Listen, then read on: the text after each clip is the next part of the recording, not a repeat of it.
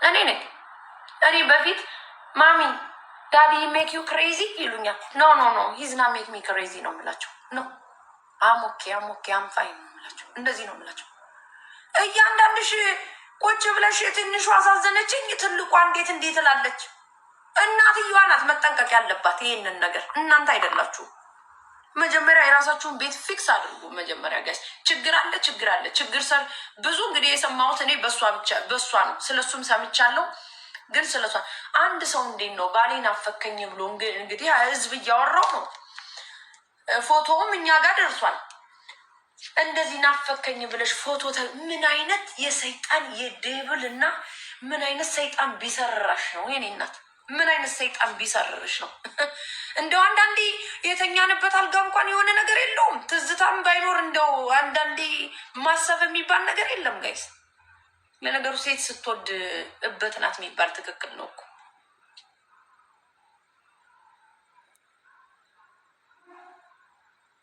ማርያምን እንዴት ነው ናፈከኝ ብለሽ ፒክቸር አንስተሽ ራቁቱን ልጆቿስ እንዴት ነው ይህ ነገር? እኮ ነገር ይሰማል እኮ ጋይስ። ለልጆቿ እኮ ይደርሳል የሆነ ሰዓት ላይ። እንዴት ነው የሚደረገው እንደዛ? እኔ እንግዲህ እሱ እንደዚህ አረጋት ሲባል አልሰማውም። ከማንም ከብዙ ሰው ወሬ ሰምቻለሁ። እሱ እንዲያውም እሱ እያለ የሆነ ወጠጤ ቦይፍሬንድ ይዛበት በጣም ብዙ ነገር ታደረግ ነው። ይህ ናይስ ባዲ፣ በጣም ቆንጆ ሰውነት አለሽ እንደ መውለድሽ ምናምን። ጭንቅላትሽ ግን እንዴት ነው የሚያስበው? እኔ ቲክታክ ላይ ብውልም ግን እንደዚህ አይነት አስተሳሰብ ነው ያለኝ። አንሹር በአስተሳሰብ ተለያይተናል ማለት እችላለሁ።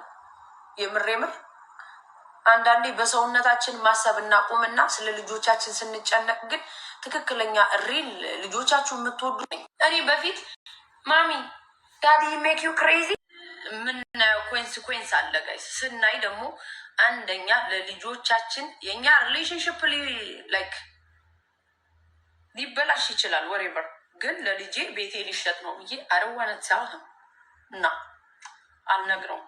ዳስ ዩር ፎልት ቤቢ ዩ ኒድ ቱ ላይክ ዌክ አፕ።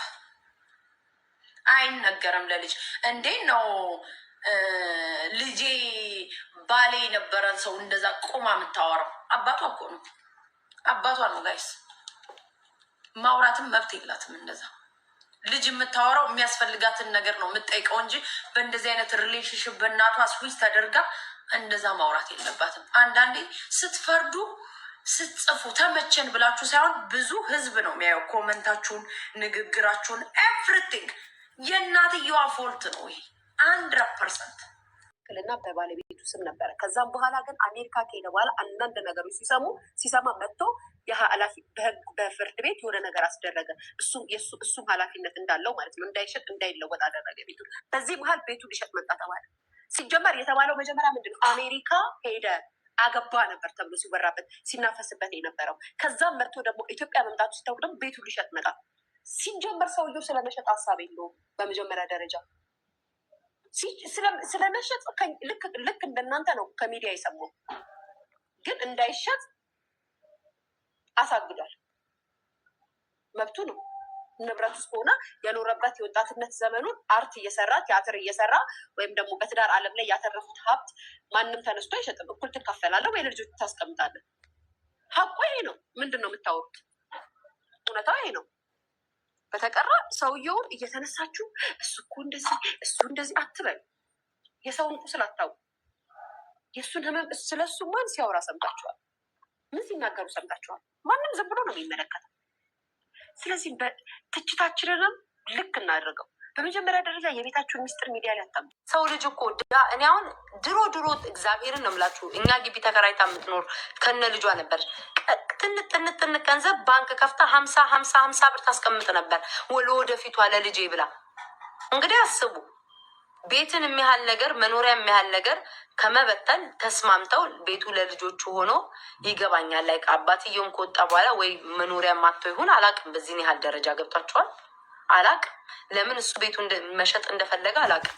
ግን ለልጆቹ የሚጠቅመው ግን ቤቱ ምንም ብትበድለው ምናምን ለልጆቹ ሲል ቤቱን ቢተው አሪፍ ነበር።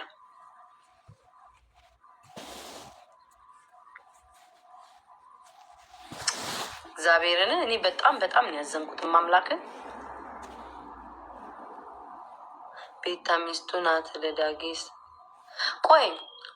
ቆይ እሱ ቤቱን ለምረው መሸጥ የፈለገው ምኑ ነው? ኮፒራይት ጋይስ፣ ለምረው ቤቱን መሸጥ የፈለገው ሳሚ እኮ ልክ እኮ ነው። እኔ ለሚስቴ በድፍረት ወጥቶ እኮ ነገራችሁ። እኔ ለሚስቴ እንደዚህ አይነት ባል ነበርኩኝ ብሎ ካለ ከአዋቂው ከባለቤቱ በላይ አዋቂ ነኝ እኔ እናንተ ቤት ጎዝጓዥ ነኝ አላችሁ። እሳ አንዳንድ ሰዎች ግዴታ ነው። በዚህ ዘመን ግን ወንድ ልጅ እንደዚህ ያደረገው ቤቱን የሚወለወሉ እኔ ጋይስ አሉ። ግን እንደዚህ አይነት ወንዶች አሉ። ሚስቴ እርጉዝ ነሽ ብሎ ቤት የሚወለውል እቃ የሚያጥብ እግሯን የሚያጥብ አለ። ግን ጋይስ እንደዚህ አይነት ወንድ እንደው ምን የተባረካችሁ ሴቶች ናቸው። የሀገሬ ልጆች እናቶቻችሁ ቱቱቱቱቱ እያሉ የመረቋችሁ ያደጋችሁ ልጆች መሆን አለባችሁ ጋይስ። እንደዚህ አይነት ባል ካጋጠማችሁ ገብርኤል ምስክሬ ነው። በዚህ ዘመን ባልሽ እንደ እናት እንደ ወንድም እንደዚህ የሚንከባከብሽ ባል ካገኘሽ እውነቴን ነው የምነግርሽ እመቤቴን አንቺ የዚህ ዘመን የዚህ ክፍለ ዘመን ምርጥ ሴት ነሽ። በቃ እግዚአብሔር እመቤቴ ትወድሻለች። በእንደዚህ አይነት ባል ከባረከች የለም የሀገሬ ልጆች አሉ፣ ሊኖሩ ይችላሉ፣ ሁሉም አይደሉም።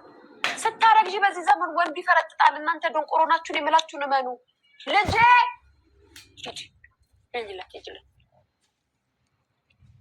ይፈረጥጣሉ፣ ገብርኤልን ይፈረጥጣሉ ሲያረጉ ሴቶች። እንደው ስንጠቁባቸውም ስንዝረጠጠርባት የባልና ሚስትን ገበና ቪዲዮ ቀርጻት ለቅ በመጀመሪያ ደረጃ። ሲቀጥል ስልኩ ማን እንደያዘው መጀመሪያም ድምፅ ያስታውቃል።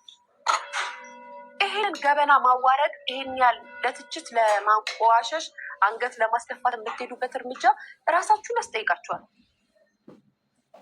ራሳችሁ ነው የሚያስጠይቃችሁ። ሰው ይጠየቅበታል፣ ሰው ይወቅሰዋል ብላችሁ ለተወሰነ ጊዜ ነው ሰው ባይዘው ሰውን የሚወቅሰው የሚተቸው ለተወሰነ ጊዜ። እውነታውን ራሱ ያውቀዋል። ከጊዜ በኋላ ይታወቃል። ይህ ሰው ቤት ሄደው ንብረት ሊካፈል አይደለም፣ ልጆቹን ብቻ ፈልጎ ነው ሄደው። እንደ አንድ አባት ያሳዝናል። ልጆቹን ለማየት ሲሄድ አትገባም ተብሎ ሲብጠለጠል እንዲያርግሃል ሲባል ያሳዝናል። እንደ ተመልካች ያሳዝናል። እኔ ከባሌ ጋር ተፋትቻለሁ። ልጄ ማየት በፈለገበት ሰዓት መጥቶ ያያል። ምን አገባኝ ነው። ሰዓት አለው። ልጄን የሚያይበት ሰዓት አለው። በተቀረ የትኛውም ሚስት ከባሏ ጋር ከፍ ዝቅ ተደርጋ ተሰዳድባ ነው ያለው። የት ላይ አንወጣም። ችግሩ የሚታወቀው ሁለቶች ላይ ነው። ግን አንደኛ ፈርስተፎን የፈለገ ፋውል ቢሰራ ልጆች ይነገራል እንዴ ጋይስ? እስቲ እንደው ሰልጠን በሉ አንዳንዴ ሰርተን በሉ።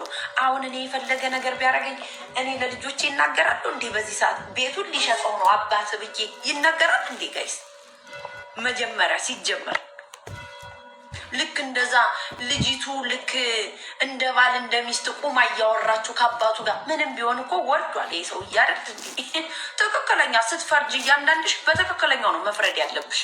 በትክክለኛው እናደዳለሁ ምናምን፣ ግን አሁን ድረስ አባቴን እፈራለሁ። አሁን ድረስ ላይ ሶሻል ሚዲያ ስለሆነ አንዴ ስለወጣሁበት ፈጥጬ ወጣው እንጂ ፊት ለፊቱ ግን ስቀርብ ግን እንዲህ ብንጭቅጭቅጭቅ እንዲያርገ አልልም።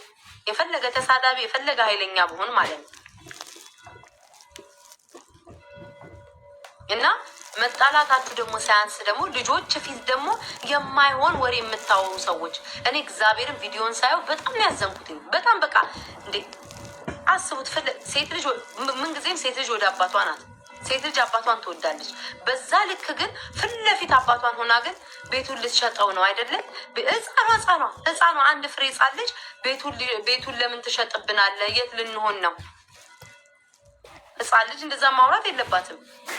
ሪከርድ መደረግ የለባቸውም። ነገ እኮ በትምህርት ቤት እኮ ቡሊ ይደረጋሉ እኮ። እናንተ እኮ እናትና አባቶቻችሁ እኮ እንዴ ለምንድን ነው እሱን ማታስብ? ሲንከባከባት የነበረውን አባቷን ማዋረድ ትውልድ አይወቀስም እያልሽ ነው? ምን ማለት ነው? ተው እንጂ እኛ ባደግንበት ዘመን እኮ ቤተሰቦቻችንን እኮ አክብረን አይደለም እንደዚህ ብንናገር ቀርቶ እኔ እግዚአብሔር ምስክሬን ጎረቤቶቻችን ነበሩ እኛ የሚቀጡ። እኛ በአይን ነበር የምንሰደበው። ጭራሽ አባትና እናት እየተጨቃጨቁ ልጅ መሀል ገብቶ ሊያወራ ረባማዳሃን ያለ አለቀልሻ። የዛኔ ይሄ ሁሉም ሚስቶች ሁሉም ሴቶች የሚመለከተው ጉዳይ ነው ነገራችን ላይ። እኔ ግን ምን እንደገረምታላችሁ ገብርኤልን የምርን ትዝብትን አስቀምጠለው ትዝብታችሁን አስቀምጡ። እንደው ይሄ አርቲስት ሳምሶን የሚባለው አርቲስት በጣም ነው ፈተና የበዛበት ልበል። ተሳሳትኩኝ ጋይስ? አሁን ሚዛናዊ ሆነን የምንነጋገረው ኮመንት አድርጉ። እንደው ለምንድን ነው ይሄ ሁሉ ፈተና የተደራረበበት ይህ ሰውዬ?